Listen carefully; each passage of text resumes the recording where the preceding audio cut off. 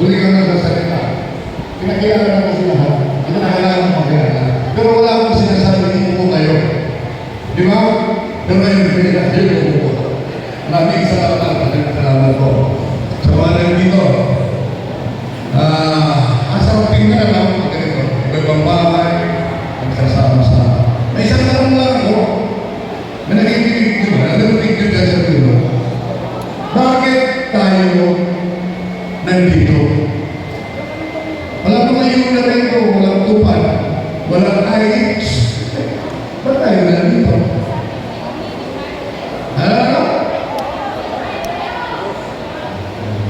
Daming sagot. Ang katotohanan, bakit kayo nandito galing sa puso nyo? Sino nito binigyan ng pamasahe ng mga punta nyo? Sino? Ibig sabihin, galing sa ating puso at isipan dahil ito ay laban para sa kanila. Sino ang may sahod dito? Sino ang mayaman dito? Pare-parehas tayo. Ito ang laban ng tunay ng masang Pilipino. Atin ito, huwag na kayo magpaayos-isip ano yan, kahit kay isang karantado. Ito ay laban para sa lahat ng barangay. Hindi tayo matatalo pag tayo ay manalo. At hindi rin tayo mananalo pag tayo ay natalo. Papayag ba kayo matalo?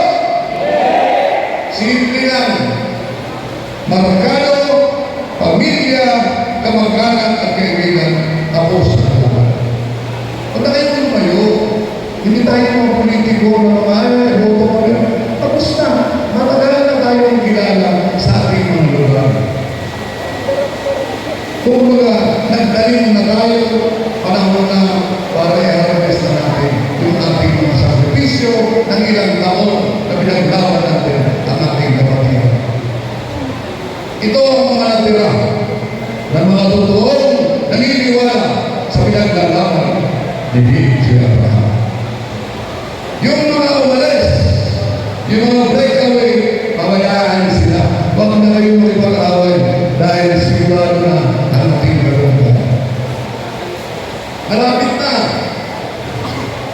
250,000 votes. Ano yun? Saan naman kayo bumulit yun? Nadali lang yun. Nadali lang yun. Sigurado na panalo natin.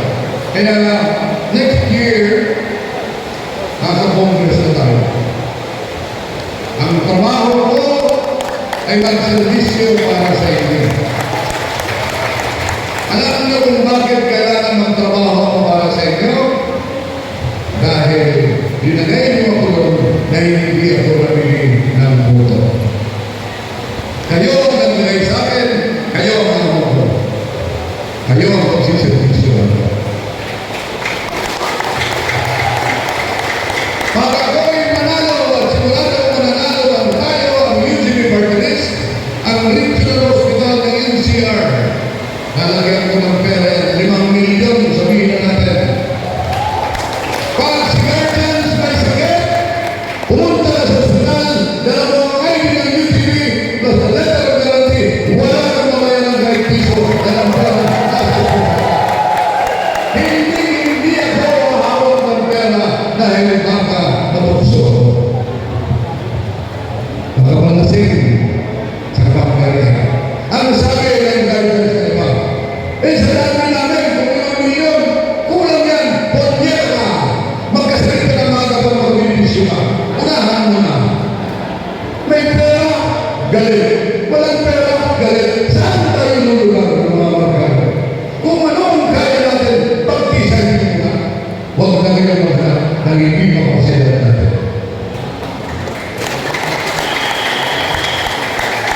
Hindi ko tayo mahawak ng pera. Alam niyo kung bakit? Gusto niyo malaman bakit ayaw ko mahawak ng pera? Pag pumunta ka sa isang politiko, lokal o nasyonal na, hingi ka ng tulong sa medical, bibigyan ka ng cheque, 3,000 o 5,000, tuwang-tuwa ka ngayon ka. Alam niyo kung bakit? Bago kayo bigyan, kailangan mag-provide kayo ng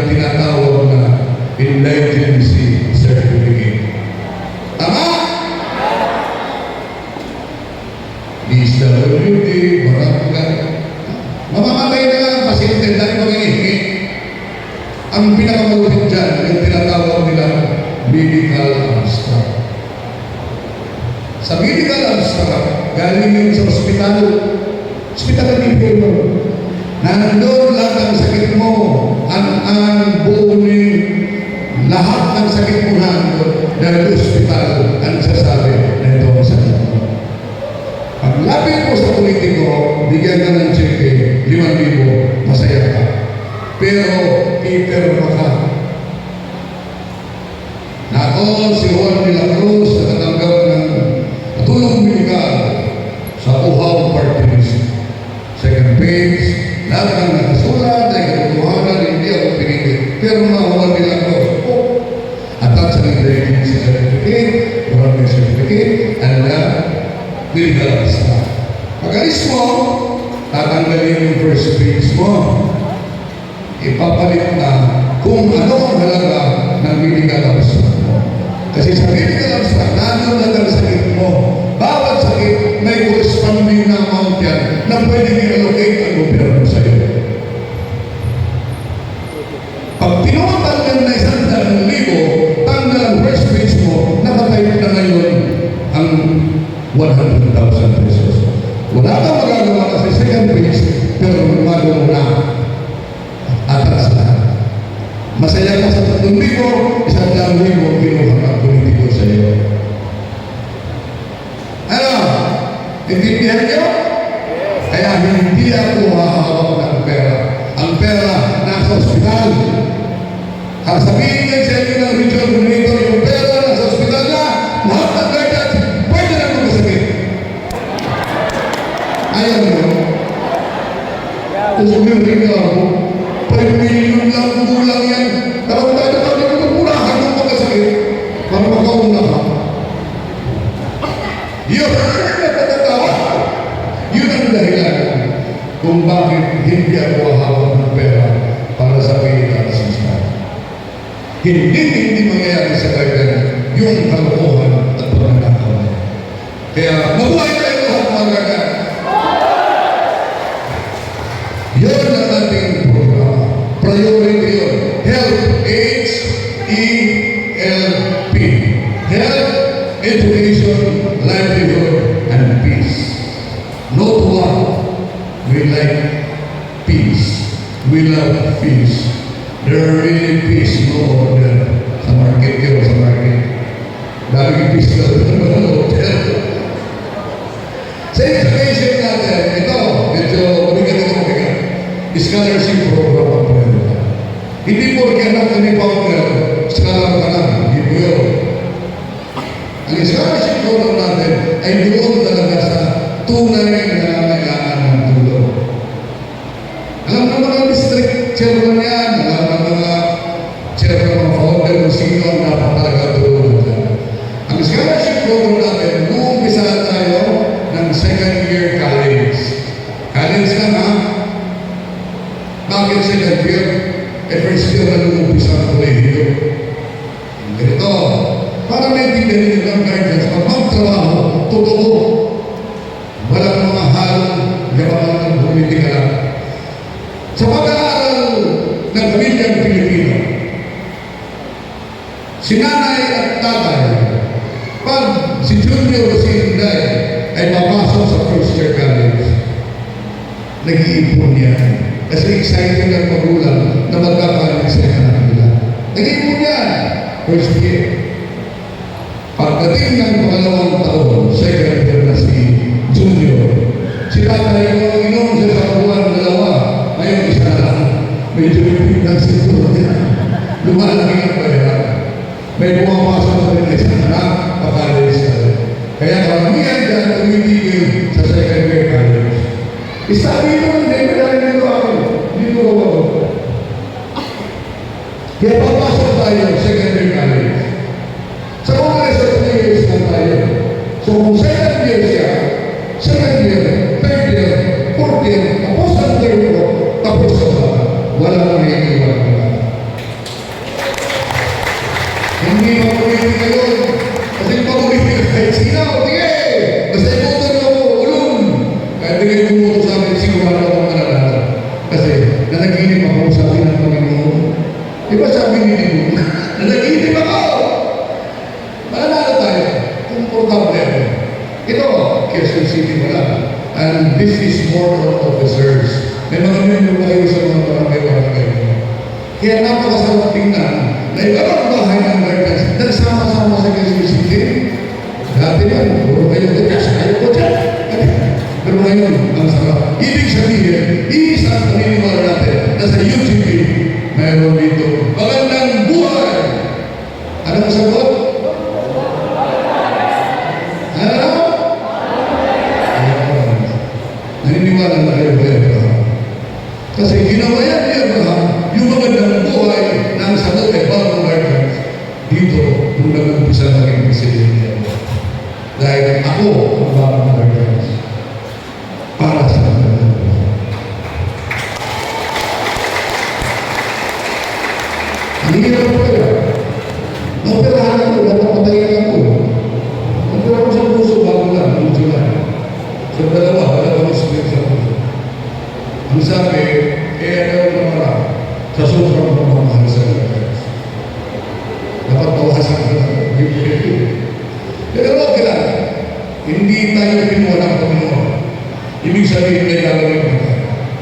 Kaya itong pagtitrip na ito, napakalaking umaga ito basa. Kasi ito ang unang galaw sa NCR.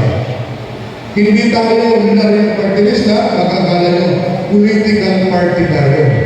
When you say political party, pag isa sa inyo rito, gusto tumakbong konsehal ng barangay, kapital, mayor, konsehal ng city, the UGP political party pwede magbigay ng certificate of nomination under sa banner ng ating political party. And the guardians will support you. Sa ngayon, pinagtatawalan tayo, political party, yaman yun. Wala ka kayong pagbayad ng bilyon ng kuryente. Totoo, sa ngayon, I welcome nagiging national political party. Buong Pilipinas. Wala tayong pera, pero marami tayong member sa buong Pilipinas.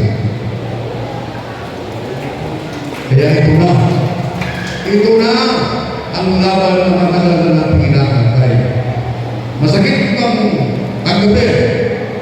Masakit bang pakinggan? Ang guardians, laging nagagawa. Ano? Hindi ba pwedeng tayo naman ang buwan sa sarili natin? Para sa itong huge purpose, magsama-sama tayo. Sakripisyo ito. Hindi ito pino. Sarap ng buhay ko, pero bakit nandito ako? Nagpapakahirap. Dahil nangako ako. Nagagawin ko ang pangarap niya. Kaya maraming salamat sa inyo lahat. Mabuhay ang guardians! Mabuhay ang UGP! Bagong guardians! Thank you po. Thank you. Maraming salamat po sa ating UGB President and First Nominee of UGB Party List, Isaac Nardin Bong Kapan. Maraming salamat po sa pinakaman po natin ang ating Presidente, UGB Isaac. Mabuhay ang UGB Party List! Mabuhay ang guardians! Mabuhay din po lahat ng non-guardians. Dahil lahat po tayo magkakaisa ng kapatid po ba? Ano na kapatid? Ano na next natin? Ayan, tayo mo yung next eh. Ganito po talaga dito kami mag-votes. Kami po entertainer. Ano po ba? At mamaya pwede kayo mag-join sa amin. Yes. Ready na ba?